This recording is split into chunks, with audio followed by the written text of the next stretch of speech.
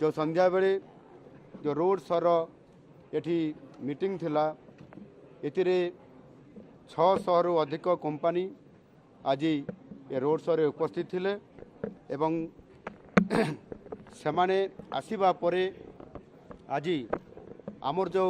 लक्ष्य अच्छी ओडिशा को एक इंडस्ट्रियल हब रे परिणत करने आईटी सेक्टर रे एवं विभिन्न सेक्टर रे विभिन्न उद्योगपति माने आसिकी एठी इन्वेस्टमेंट करने से आलोचना आज आमर सफल होईछि। आमे जहाँ आशा करिथिलु ताठारु बहु अधिक एटी इंडस्ट्रियलिस्ट माने आसिकी आम सहित संपर्क प्रतिष्ठा करिसंती एवं मोर दृढ़ विश्वास अच्छी आसंता 2025 मसीहा जो जनवरी 28 और 29 तारीख रे ये जो आमर ओडिशार भुवनेश्वर रे जो Utkarsh Odisha make in Odisha conclave 2025 रो जो रोड शो अच्छी ये कार्यक्रम अच्छी ता निश्चित भाव सफल हम एवं ओडिशा एक इंडस्ट्रियल क्षेत्र में निश्चित रूप से एक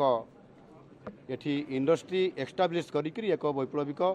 गोटाए परिवर्तन आनिब ये आशा निश्चित भाव आज बैठक जना पड़ी।